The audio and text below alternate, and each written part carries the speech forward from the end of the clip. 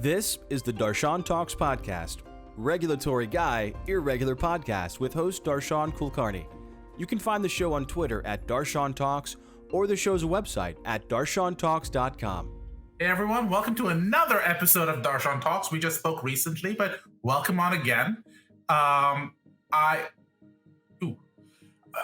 your host, Darshan Kulkarni. It's my mission to help patients trust the products they depend on. I'm an attorney, I'm a pharmacist, and I advise companies with FDA-regulated products. So if you have an interest in an FDA-regulated company or their products, this is the podcast for you. Today's guest is the Vice President of HR Technology and Analytics at HR Computes. He has a variety of different tools he's spoken to us about that had, in the last conversation we spoke about, he actually talked about applicant tracking systems, and he talked about hacking them. He talked about EEO reporting. He talked about coupons, if you will. He talked about ways to stay in touch. He told us about jobscan.co, which I thought was a really interesting tool that I'd never heard of before. And he talked a little bit about how those tools can even be a way for CEOs to talk to employees. Today, he's going to talk to us about a couple of other tools that I'd never even heard of, but I have to be honest, they scare me a little bit. And then they also simultaneously make me go, this is really, really cool. And I can't wait to learn more about them. So our guest for today, ladies and gentlemen, Morris Yankell at HR Computes. And thank you again, Morris, for coming on. Thank you, Darshan. A pleasure. It's always nice to talk to you. You are challenging, and I love that. So let's do it. Well, I'll try to stay challenging. Good. So let's start with a really basic question, Morris. One of the things we're talking about is this idea of, and we spoke about it a little bit earlier. How do we spoke about applicant tracking. How do you find those applicants? What are the tools out there? If you're if you're like 50 to 100 people or more, what kind of tools are out there to go, you know what, I need those superstars because they mean more to me because everything I do is make or break for this company. Yeah. So, these days, most people are using LinkedIn. And most recruiters are using the recruiter's version of LinkedIn, and it's not cheap. So that means that then you're setting up searches, you're putting in criteria, you're allowing that to feed you people. Well, there are some other systems where they scrape the data from LinkedIn as well as other public and private databases, and they provide you with more tools to do that. They call it sourcing. Finding candidates, and everybody in recruiting talks about the passive candidate. You want to steal someone else's star, and you want them now to come to your firm. So the way to do that is find them and then establish a relationship with that person. And some of these new systems really, it's almost like they're doing marketing to you based on the kinds of things that you say to them. Very kind of Google-esque. So Google-esque. So how do these systems find these unicorns, if you will? Sure. So, I mean, what do they call it? Spiders. And that's, programs that are out there that are pulling data from all over the place. So when you put in an email address, or you put in your LinkedIn profile, or you have a Facebook page, or you have a paper published on, some sort of life sciences website or in a journal or something like that, they're scraping that data and they're amassing these records of, frankly, multiple hundreds of millions of candidates, potential candidates for every role. And then when the company puts in the criteria, I need someone in dental research, I need them to have caries research, I need them to be doing experiments on animals, I want them to have clinical research in their background, and I need them to come from these 5 schools and live in this kind of geographical area. You put in that criteria, it's going to feed you back, ranking those potential candidates based on the criteria that you put in.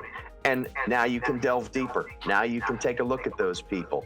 Now you can start to reach out to them. You can set up a cadence of an email marketing campaign to them.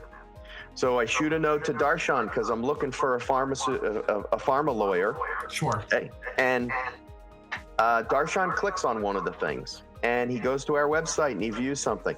Boom. Now the system knows Darshan clicked on that. So now send him this email, whereas I reached out to Morris and he didn't click on it. So give him 2 weeks, send him something else. Now Darshan gets that second one and he interacts with it in a certain way. It'll lead you down a path, classic, marketing, marketing campaign, but now they're using it for candidates. But that really scares me, right? Because from a privacy viewpoint, the concern is that you're tracking me. I didn't consent to be tracked. Does that raise privacy concerns by definition? Well, you didn't consent to be tracked. I would sort of disagree with you. You put your LinkedIn profile. You put your LinkedIn profile out there. Yeah. You publish this paper, and it's on, lifesciencepapers.com. Right. You did an interview for Time Magazine, and it's out there in the sphere, in the infosphere. Is it stealing your social security number? No. But what it's scraping is, so it's not your private and personal information. It's not. Although it is your email address, if that's available, it is potentially your phone number, but you're putting that in LinkedIn, or that is in places where, that are public databases. So I would argue that it is, that we're not doing anything illegal here. We're not going into your bank account. We're not going in, getting your social security number. But I actually watched a demo a couple times now of one of these systems, and I felt like a big brother, big sister world, where it is collecting this data. But if we think about it, somebody like Google, or somebody like Facebook, they're doing it today. Right? When you're on those websites and you click on, a car advertisement, well, gosh darn, if 3 minutes later, you're not getting a pop-up that has Volkswagen, or whatever. You write an email that says, you're looking for information on restaurants. How come Yelp pops up? Just randomly? Come on. This is sort of taking it to the next step of trying to talk to someone and trying to have a relationship. Now, if that person freaks out and kind of goes, you can't just say, because you clicked on this, I'm sending you this email. You don't want to make it too intrusive, but at the same time, it's sort of leading them down the path to understand what do you bring to that relationship. But in marketing campaigns, you have an opt-out option. And you do. You would in these. You would indeed in these. Okay. Yes. So let me ask you this question. So do these types of systems, and it sounds like there's some incredible systems to find the unicorns that you couldn't find before, but that also means that people who don't fit that traditional role, someone who went to a top 10 school instead of a top 5 school, someone who ranked differently but has more experience. So depending how you set up those criteria, other people just don't get noticed. So do we land up in a scenario where you create a haves and have-nots just because you've taught the system to be more discerning than you probably need to be? Well, you're asking a very deep question, Darshan. And if you do not search for diverse candidates, or you look in places where you are not going to find, you set the criteria, you're not going to find diverse candidates, you will not benefit from diversity. That is totally true. But at the same time, you have to think that if I'm looking for someone with 5 years experience, I don't want to look at someone with 10 years experience or 20 or 30 years. Is that ageism? Well, some could argue that could be ageism. On the other hand, it's also, I want someone relatively fresh out of school with only this much experience. We're going to teach them and we're going to pay them less than maybe we would someone who, they are making an assumption that 20-year vet's not going to take that lower salary. But, that's they're allowed to do that. They're allowed to set the criteria. Now, on the other hand, you could search only historically Black colleges. Right. So you could turn the tables on that, and you could, input that kind of information. But how often are people doing that, though? It totally depends on the company, right? Right. It's absolutely at the whim of the organization. Now, if you're an organization, though, that is really striving for diversity, equity, and inclusion, then you're going to do that. I mean, I see a lot now where people are, they're looking for that diverse talent. So they are looking in places where that diverse talent, potentially is. I think it's interesting where this it's not really AI. I mean, from collecting the data, it's AI. But really what you're doing, you're setting up a basic search that says, here's the criteria that I believe I need. Now, if I start that kind of a campaign and I don't get any good candidates, then potentially I'm going to change my criteria. Or if I look at the demographics within my organization and I find, that I have all whatever green people and I want some blue people, then, I can change that criteria in certain ways. Now, these systems are not saying, let me only search for blue people. It's not, to that level. Let me only see male or female or whatever kind of candidates. It's searching based on the characteristics of the human.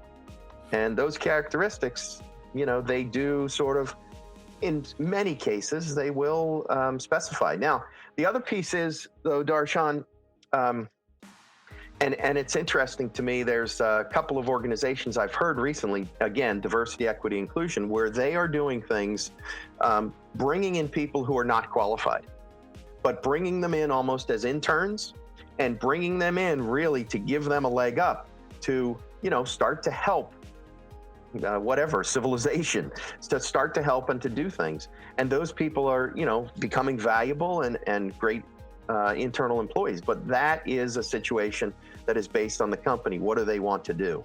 In this case, I think your question originally from a life sciences perspective, if you have 50 or 100 employees, if you go to a headhunter, a placement agency, they don't like it when you call them headhunters.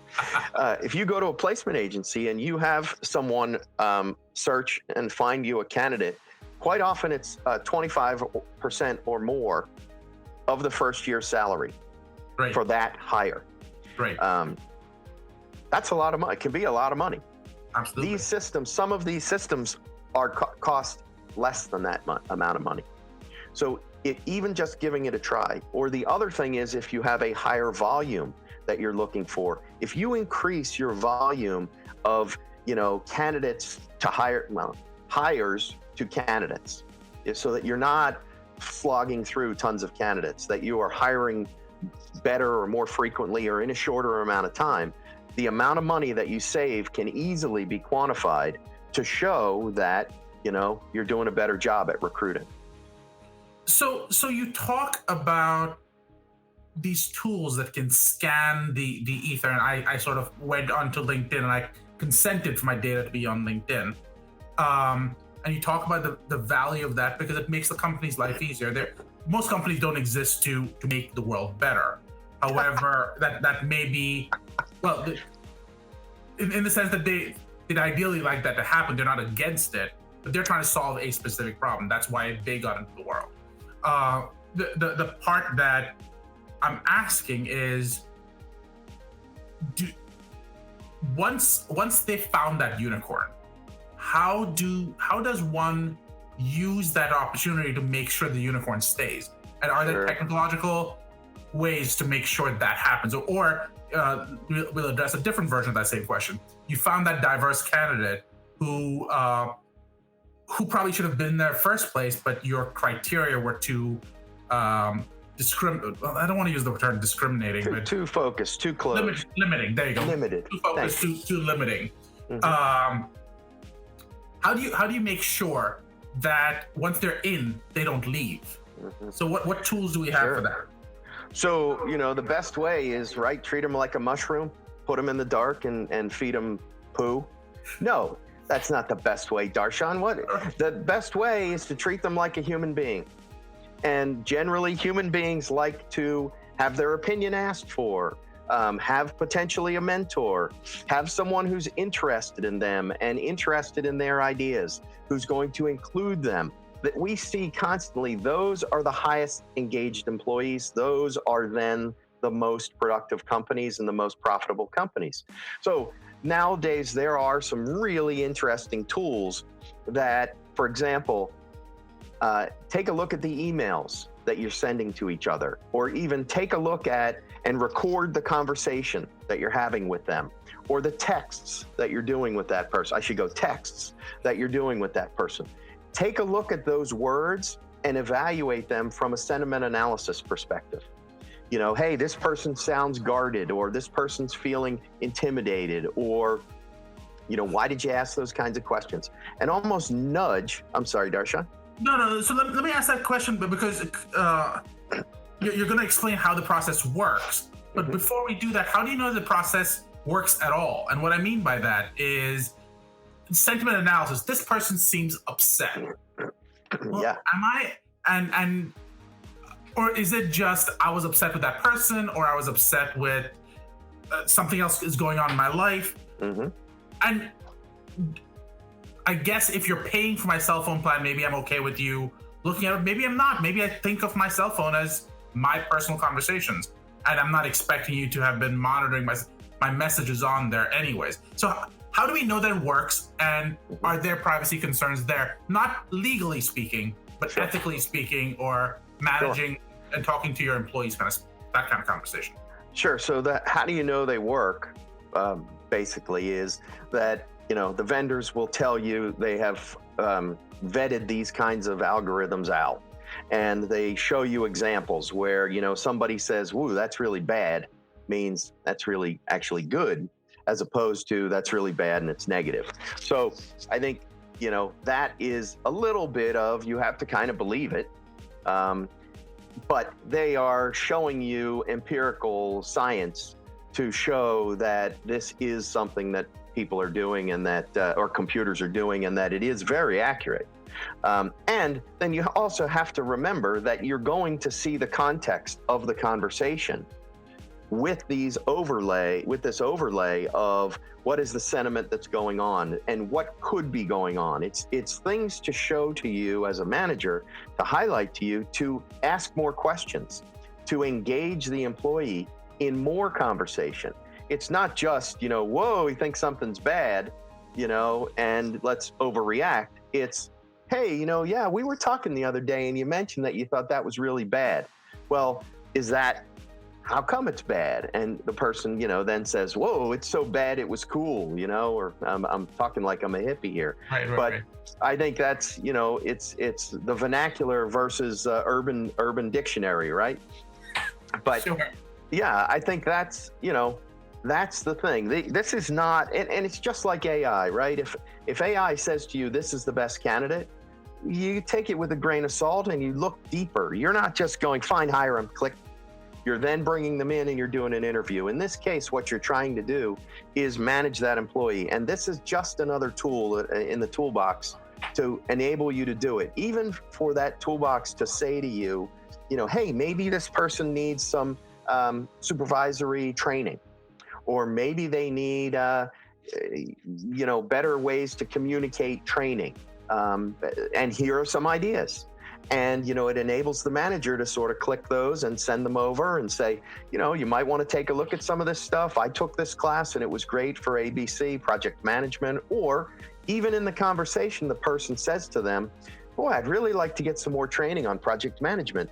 This thing is backing that manager up to be able to say, hey, here's some classes, take a look at them. Here's some things, you know, free or whatever, internet, those kinds of pieces. So it's another tool in the toolbox for that kind of interaction.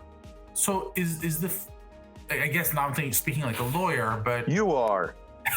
So I've heard. Someone's told me that before. But I guess my question is, in those scenarios where you have the ability to monitor people's behavior, is there a risk now that I saw the behavior, I didn't report it? Do you see companies having to create policies now on the appropriate and inappropriate use of these technologies? Or are companies going, this is just a tool we have, we're not taking on additional liability for it, we're just trying to hopefully use it if we need to? So a couple things there. I think before you had said, is there some privacy concern? And I think the privacy concern is around lack of transparency. So when the conversation is, here's how we're going to do this management. This is the way that we at HR Computes help our employees. We take the things that we're doing, the texts that you and I send to each other, the emails we send to each other, even the phone conversations that we have, or when we sit down and we do a one-on-one like this, you tell the person, I'm going to record this so I can watch it later so that I can gain more insight. If you're upfront about it, then you're having that communication about it. And, the idea is that if it helps the employee, it's a positive. Now, on the other hand, someone like President Nixon, didn't necessarily tell people he was recording them, but those conversations did go on in the Oval Office. And, I would really like to hear the conversation between Elvis Presley and Richard Nixon. They met on a number of times. Oh, it's a classic Life magazine picture. Anyway, you took me right down the rabbit hole. But, I think that's it. It's around being upfront with people and treating people the same. If you're doing this across the board in a department, if you're a manager doing it with all your people, then there's positive out of it. And if you explain to them how you're using the tool and you're transparent about the kind of feedback that you can get, then I think it's just a matter of being above board. But do I really have the ability to say no? Well, potentially not. I mean, So quite honestly. How transparent is it if I'm telling you, I will be beating you up? I'm being very transparent about the fact that I'll be beating you up. Do you consent while I've got you tied up? I think I might quit that job, Darshan. But I guess that's the question. The person is, yeah. Well, they certainly have a choice to quit. I mean, if you're beating me up, I probably am quitting. And so, yes, if you're telling them up front, if you're explaining to them the types of tools, a lot of times this is perceived as a positive. It's funny. I was on a Zoom call today, and the people on the call, I noticed that the three people from this company, they did not show themselves on the Zoom call. And I kind of said, is it a company policy that you guys don't, allow yourselves, you don't want to be seen on the Zoom call? And they said, oh, no, it's not. It's actually, we find that people of a certain age and above show themselves. But those of us on the call, we're younger and we don't show ourselves. I never heard that before. I know, it was just, but it's they're just sort of deciding.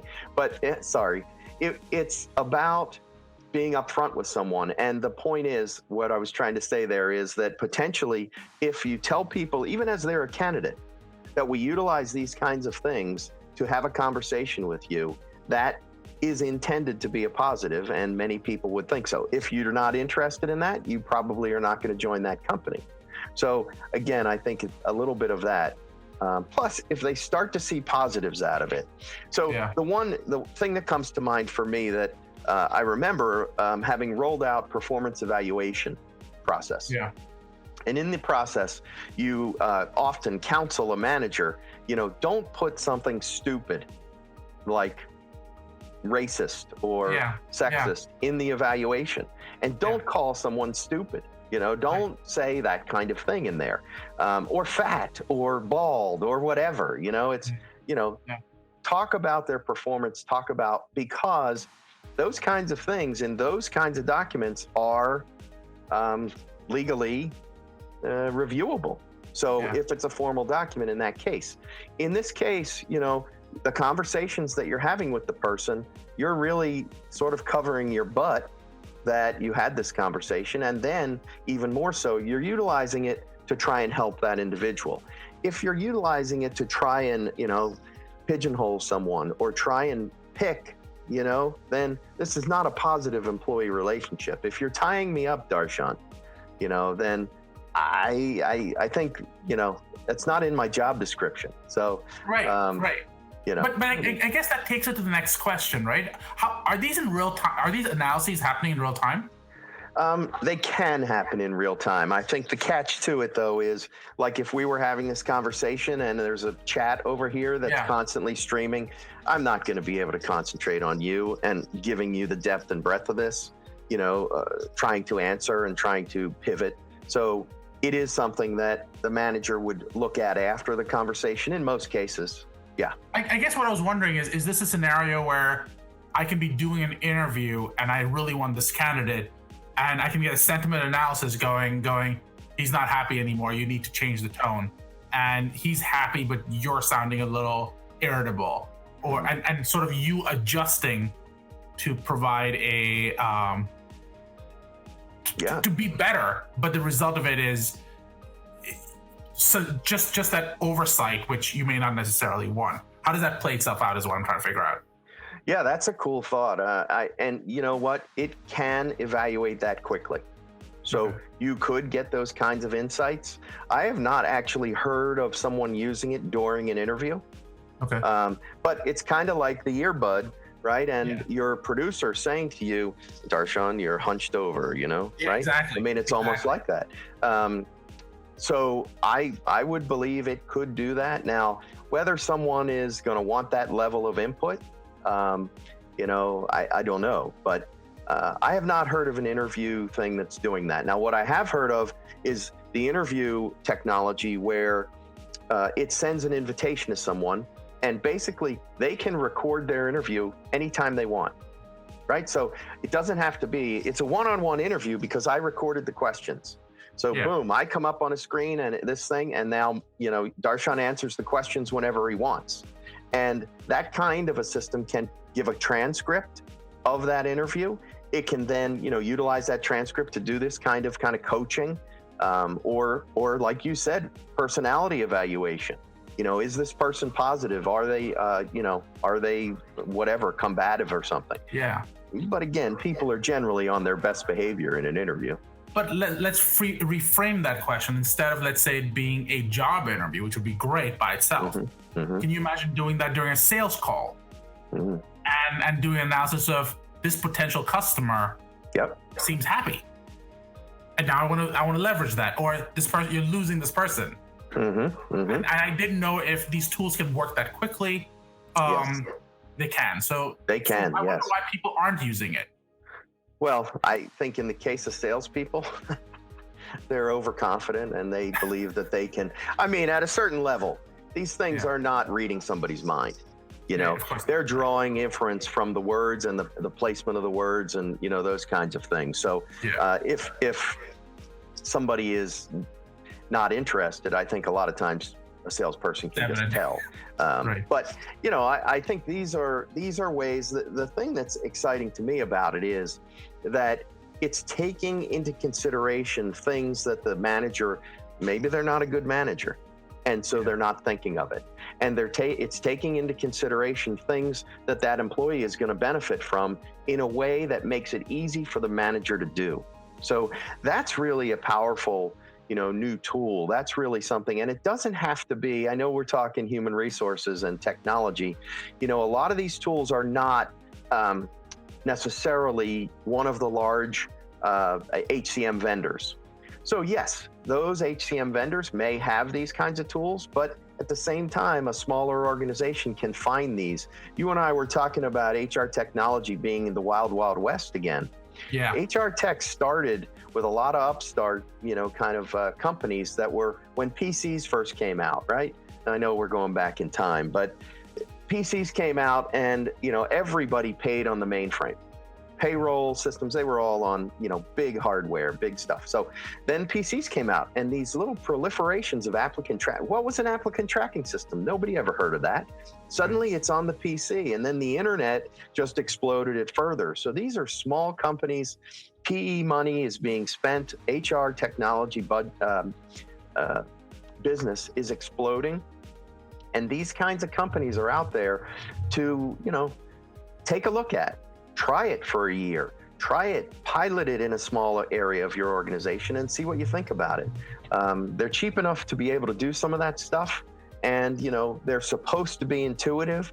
It does take time to learn how to use it and to get the nuance, and a lot of that is where we help companies. HR computes. So we don't sell software, but we help make it work for human resources or for management. But these are out there, these tools. So here's my question: when you're doing these live analyses in sentiment tracking, if you will, is it based on the words, or is it based on body posture, or is it based on tone? Is it based on face sort of positioning, if you will? What is it based on? Sure. Well, the ones that I've seen the most are based on words. And it's not just individual words, it's groups of words. It's, the syntax of how you're saying things. That's how it gets I'm bad and I'm bad, how it understands that. But I mean, facial recognition. I was talking to someone earlier today, and they said that this background check company, or certainly the federal government, or police agencies there. How did they find out who the people were who went to Washington and marched on the Capitol? Right. Facial recognition, comparing to Facebook, comparing to LinkedIn, comparing everywhere. So I have not, and I know that there are studies and things in place where it's reading your facial expression and then trying to translate that into your mood, or that's what I was trying to those kinds of things. That exists. I have not seen that yet. In human resources technology. HR technology is like cool, but we're not saving the world. We're not arresting people yet. So I think that technology is being used in those areas, but I think it's coming. I think those kinds of things are going to be there. Yeah. So we're kind of running out of time. What is one question you'd like to ask our audience to answer for us in the comments? Well, I mean, to me, it's where are you at with HR technology? Have you kind of seen these kinds of things? Are you interested in these kinds of things? I think HR technology can do amazing things, and people need help. The pandemic really kind of smashed into a lot of people, and I think that companies with remote work, I think, is very interesting. And so does something like this sound interesting to them, or how are people really using HR technology? That's something that I would be interested to hear from people. Very cool. Yeah. During our conversation, Morris, we'll end up talking about employee coaching. We'll end up talking about a little bit about employee onboarding, but really getting into sourcing and candidate management. We talked a lot about email evaluation and sentiment analysis. We didn't really get into training classes, which is one of the conversations we'd hope to have. But we talked about the value of privacy and comparing that to transparency, and looking at the accuracy of the sentiment analysis, and the limitations of it as it exists, but what it might do in the future. Did I miss anything? No, I like it. Okay. Good job. Nothing in this podcast should be construed as legal or clinical advice of any kind. It's intended for educational and entertainment purposes only. For those of you who missed it, Morris, where can they find you? Morris at hrcomputes.com. Perfect. And if you like this podcast, please leave a comment and subscribe. You can find me on Darshan Talks on Twitter, or you can find me at our website at darshantalks.com. Thanks again, guys. Yeah, Darshan rocks. That's the one. Darshan rocks. Thank you, man. Darshan Talks. Thank you. Have a great day. Bye-bye. This is the Darshan Talks podcast. Regulatory guy, irregular podcast with host Darshan Kulkarni. You can find the show on Twitter at Darshan Talks, or the show's website at darshantalks.com.